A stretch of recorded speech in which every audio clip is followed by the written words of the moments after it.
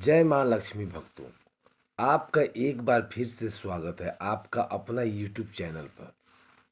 आज का वीडियो बहुत ही ज्ञानवर्धक होने वाला है।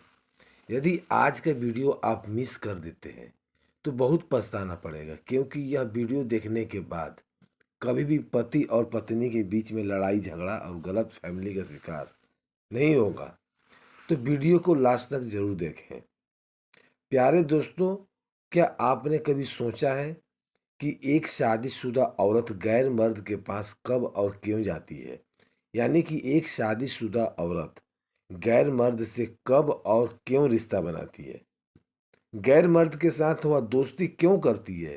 इसकी असल वजह क्या है? आज के इस वीडियो में हम आपको 4 ऐसी बड़ी वजह बताने वाले हैं जिसकी वजह से एक शादीशुदा औरत गैर मर्द के पास जाती है। यानी कि इन 4 बातों की वजह से शादीशुदा औरत गैर मर्द के पास जाती है, उससे दोस्ती करती है, और साथ ही साथ हम आपको एक पत्नी और पति का एक ऐसा सच्चा वाक्य बताएंगे जिसको सुनकर आप सभी की आंखें खुली की खुली रह जाएगी, और आपको यह पता चलेगा कि पत्नी गैर मर्द के पास कब और क्यों जाती है।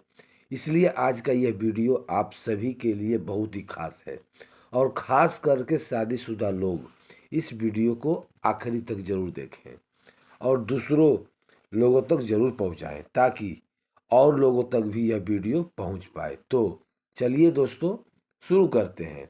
प्यारे दोस्तों, कभी कभी हम इन बातों से अनजान हो जाते हैं कि हमारी की हुई छोटी छोटी गलतियां किसी तरह से हमारा बसे बसाए घर को तबाह कर देती है और बर्बाद कर देती है। हम इस बात को भूल जाते हैं कि हमारे घर में जो कुछ गलत हो रहा है, यही इसके जिम्मेदार कहीं खुद हम तो नहीं। हमको हमारे जानने वाले दोस्त की ज़िंदगी का एक सच्ची घटना बताने वाले हैं, जिसको सुनकर आप लोगों का होश उड़ जाएंगे और आप सोचने पर मजबूर हो जाएंगे। सबसे पहले हम आपको बता दें कि एक शादीशुदा औरत गैर मर्द के पास इन 4 बातों की वजह से जाती है। यानी इन 4 कामों की वजह से शादीशुदा औरत गैर मर्द के साथ दोस्ती करती है। नंबर 1, पत्नी की ख्वाहिश पूरी ना होना। दोस्तों, इसमें सबसे पहले और सबसे बड़ी वजह यह है कि शादीशुदा औरत की ख्वाहिश पूरी नहीं होती, तो ऐसे में फिर वह औरत अपने पति से खुलकर कुछ बातें नहीं कर पाती। फिर उसके लिए फिर किसी और गैर मर्द के सहारा ढूंढने लगती है। नंबर 2, अकेलापन। प्यारे दोस्तों, कई कई दिनों तक पति का अपने पत्नी से अलग रहना, यह भी एक बड़ी वजह है। अगर मर्द कई दिनों तक अपनी बीवी से दूर रहता है, तो फिर बीवी अपने अकेलापन को दूर करने के लिए किसी दूसरे मर्द का सहारा ढूंढने लग जाती है।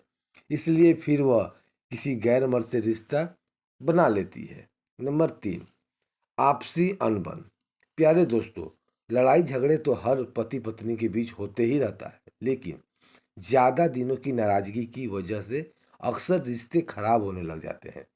अगर किसी पति पत्नी में बिल्कुल भी नहीं बनती, तो फिर जाहिर सी बात है कि इन दिनों में प्यार मोहब्बत नहीं होती है। ऐसे में फिर एक औरत खुश रहने के लिए किसी दूसरे मर्द का सहारा ढूंढने लग जाती है। नंबर 4, पति का गुस्सा होना और इज्जत ना करना। प्यारे दोस्तों, अगर पति अपनी बीवी के साथ छोटी छोटी बातों को लेकर गुस्सा करता है, उससे जलील करता है, अपनी बीवी की इज्जत नहीं करता है, तो एक औरत का दिल में सुकून नहीं पाता। इसलिए फिर एक औरत खुश रहने के लिए किसी दूसरे मर्द के सहारा ढूंढने लग जाती है। मेरे दोस्तों, यह 4 बातें जिसकी वजह है और अपने अपने मर्द से बगावत करती है, अपने पति से बेवफाई करती है, और वह किसी दूसरे मर्द के पास चली जाती है और किसी गैर मर्द से रिश्ता बना लेती है। इसलिए दोस्तों, अगर आप चाहते हैं कि आपकी बीवी हमेशा आपकी ही होकर रहे, आपके साथ में कभी भी धोखा ना दे, तो यह 4 गलतियां भूल कर भी कभी मत करना।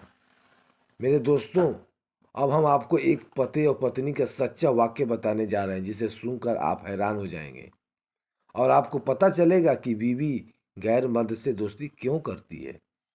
पहले दोस्तों मेरे एक दोस्त ने अपनी शादी की पहली रात का एक अजीब वाक्य मुझे बताया है, जिसको सुनने के बाद हमें लगा कि यह बात आप दोस्तों के साथ भी शेयर करना, ताकि किसी पति और पत्नी का घर ना टूटे। तो हमने उस दोस्त से इसकी इजाज़त ली और आपके सामने इस वाक्य को शेयर करेंगे, क्योंकि आपसे कोई भी शक इस तरह का गलती नहीं करेगा, अपनी ज़िंदगी खराब ना कर पाए, इसलिए आज का यह वीडियो आप ज़रूर देखना। तो चलिए दोस्तों शुरू करते हैं। पंकज नाम का एक मेरा दोस्त था।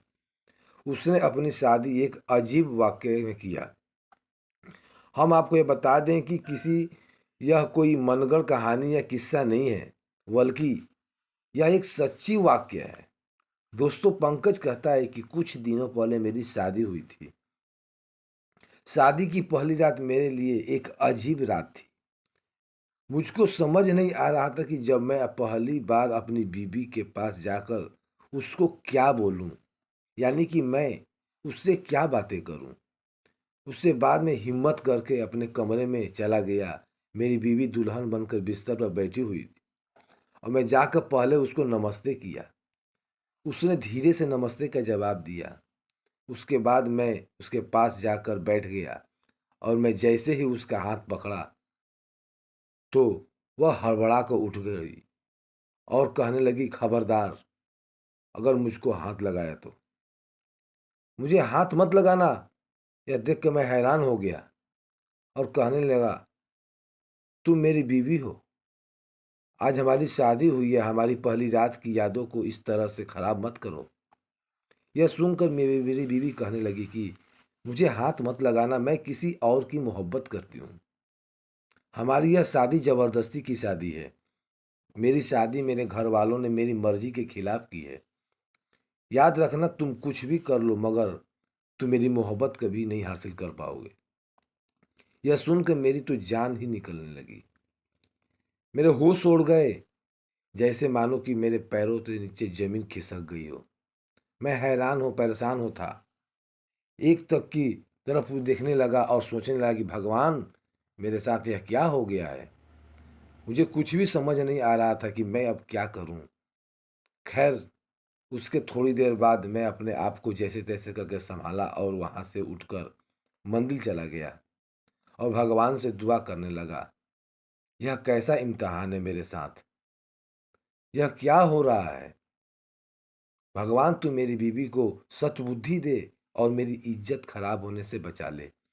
दोस्तों, पंकज ने बताया कि मुझे डर इस बात का नहीं था कि वह मुझे नफरत करती है, मुझको छोड़ के किसी और लड़के से मोहब्बत कर रही है, बल्कि मुझे डर इस बात का होने लगा था कि जब मोहल्ले में और खानदान में मेरी इज्जत का क्या होगा। मैं एक मिडिल क्लास फैमिली से ताल्लुक़ रखता हूँ और हमारे यहाँ पर जब भी किसी के साथ ऐसा हो जाता है तो उसकी इज्जत का जुलूस निकल जाता है।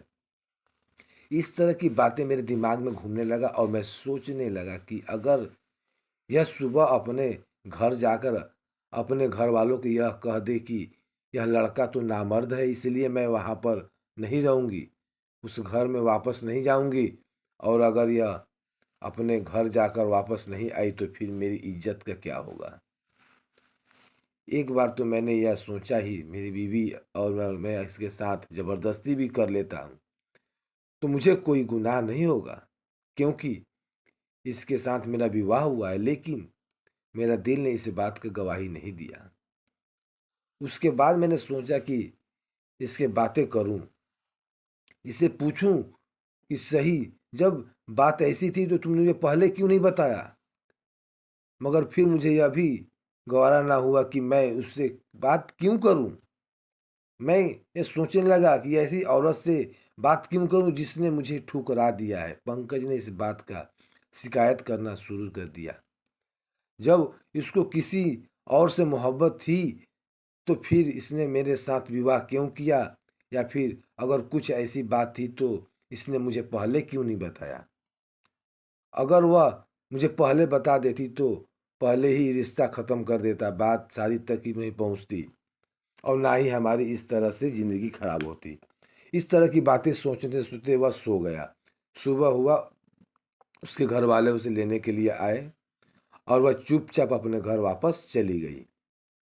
उसके बाद कई दिनों तक कोई खबर नहीं आई कि उससे हमारी कोई भी बातचीत ना हुई। मगर कुछ दिनों के बाद एक दिन उसकी माँ का फ़ोन मेरे पास आया और वह कहने लगी कि बेटा, आप अपनी बीवी को लेकर नहीं आए। तो यह सुनकर मैं हैरान हो गया। सोचने लगा कि शायद उसे कोई अकल आई होगी और उसने आने के लिए हाँ कर दी। यह सोच कर मैं उसको लेने के लिए अपने ससुराल पहुंच गया।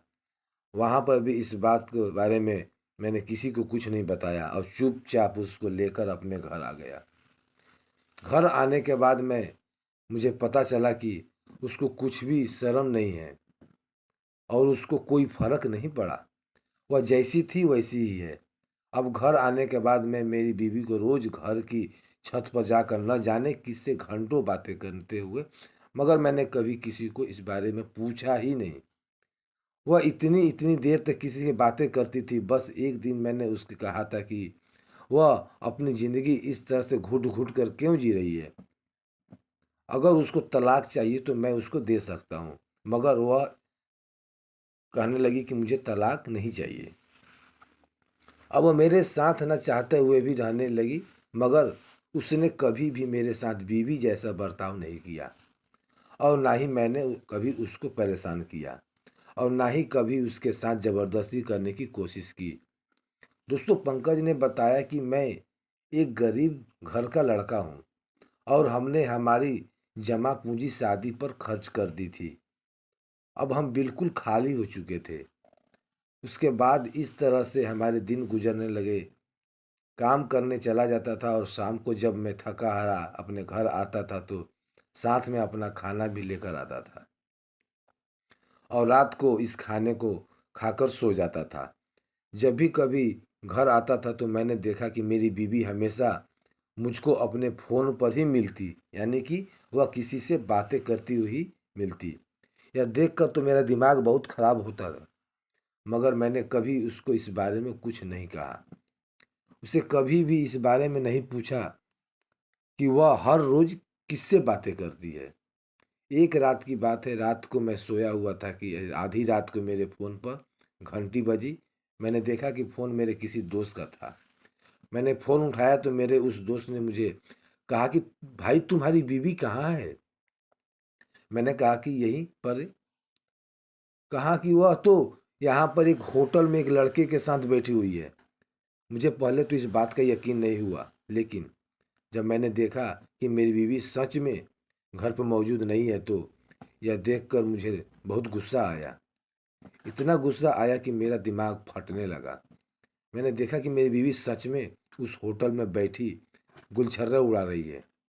मैं जाकर सीधा उसका हाथ पकड़ा और उसको पकड़कर अपने घर ले आया।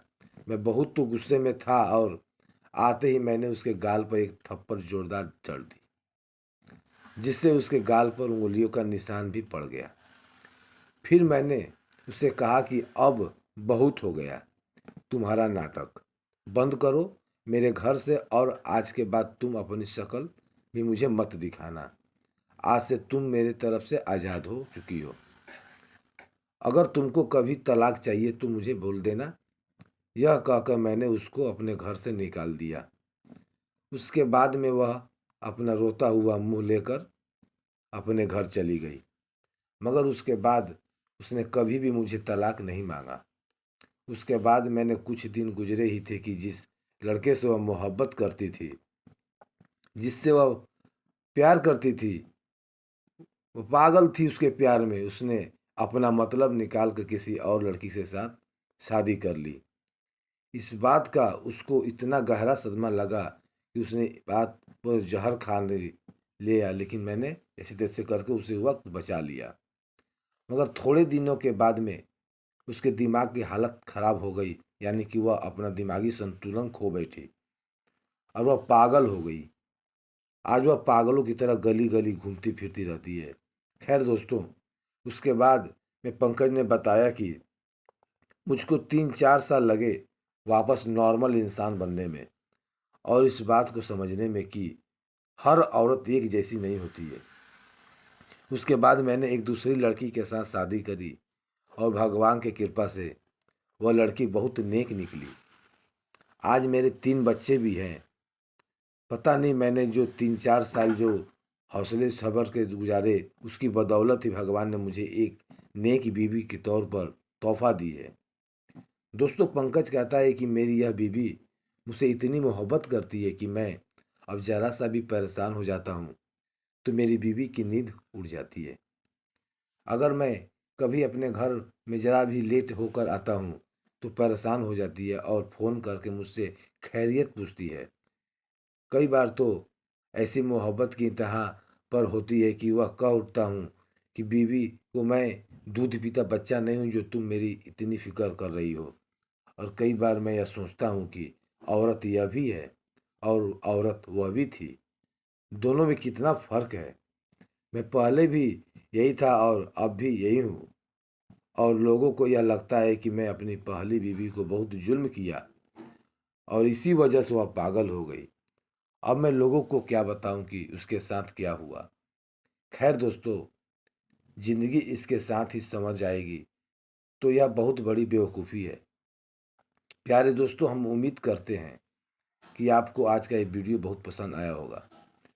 वीडियो पसंद आया हो तो आप इसे लाइक करें और चैनल को सब्सक्राइब करें। अपने दोस्तों में शेयर ज़रूर करें। हम मिलते हैं अगली वीडियो में। तब तक के लिए इजाज़त दीजिए। जय श्री राम।